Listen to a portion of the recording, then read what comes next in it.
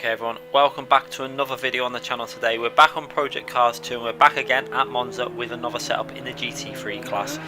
Today's video we're driving the Porsche 911 GT3, a very nice car to drive, slightly lower than some other cars on top speed, however you can brake really late I found with this car, and also the speed you can carry through the corners is really nice. The handling is so well balanced, and I really enjoyed driving this car for this setup video. We took this base setup from the top time. Someone had done a 45.8, and this base, I just thought I'd try the setup out straight away, and it felt really nice.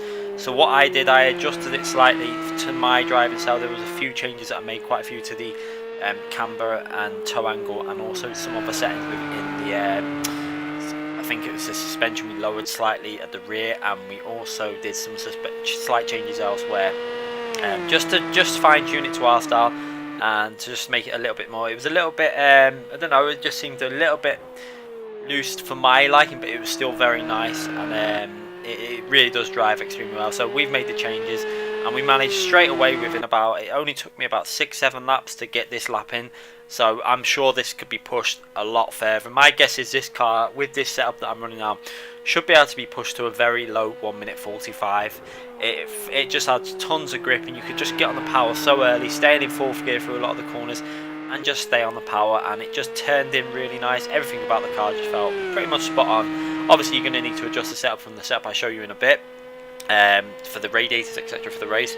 But what we'll do now is we'll first of all go through a track guide, and I'll show you where this car is strong, and obviously the top speed's slightly lower than other cars etc. But overall a really enjoyable car to drive that I enjoy driving, and I'm looking, I think this is probably the car that suits me the most, and it kind of makes sense because I really enjoyed driving the RUF on the original game, and this has similar kind of handling traits, but it's probably a little bit more refined. So starting the laps, you're going to look out for the 150, and we're going to brake really hard, pretty much on the 150, brake fairly. Looking at the speed over the line, we're at 161, some cars are hitting nearly 163, so that's where a slight loss of speed is happening. But as you see there, braking really hard, pretty much dead on the 150, just short of it. Down into second gear, attack the curb again, down into first gear as you approach the second part of the chicane, and look at the way it just handles the curbs, just straight over them, no issue. And then hard on the power, and we're accelerating up to the next major braking zone, which is the second chicane.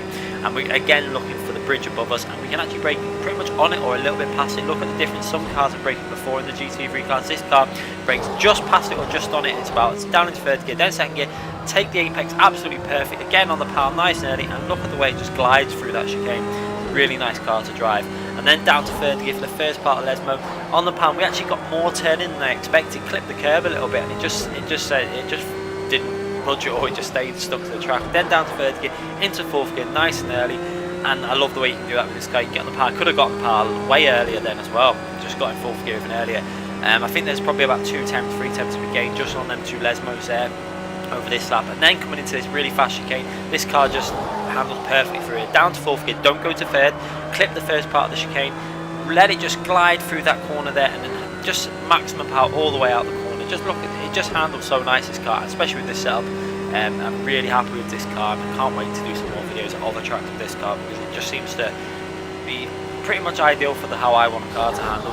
Then down into fourth gear for the last corner, we don't go into third gear, staying in fourth gear, just keep the power down and just work your way all the way through that corner, nice and easy. So kind of stay nice and tight through that corner so you don't run too far wide.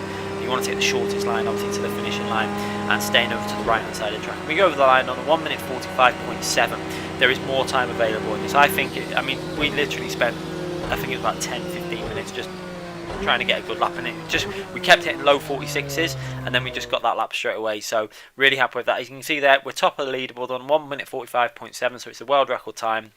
And let's just have a little look at the setup. So basic changes that were made, we did over the base setup that we took off the game. We slightly adjusted the brake pressures, not the brake pressures, the brake balance a little bit more front. I do prefer that on Monza. And we adjusted the towing angle. It was I think it was -0.2.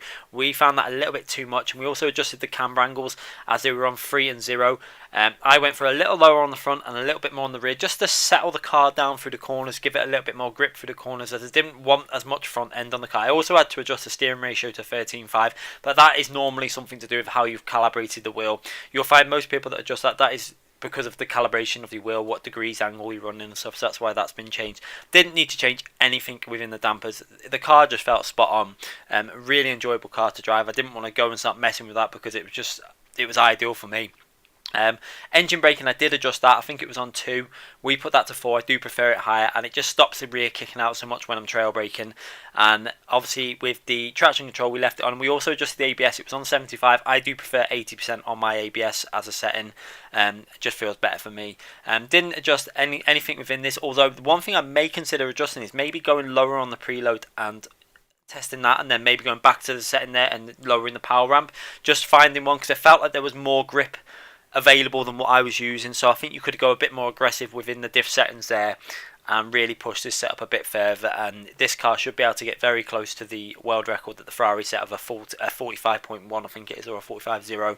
So I think if this setup is really pushed, we'll be able to get this down to a very low 45, maybe a 45.23. So it's a very competitive car here. Even though it hasn't got the maximum top speed, it makes up so much time the way it just rides curbs and the way it pulls out of the corners and the speed it carries through the corners. It just feels so settled through the corners. I really enjoy driving this car. So anyway guys, I hope you enjoyed this video. I hope you liked the setup.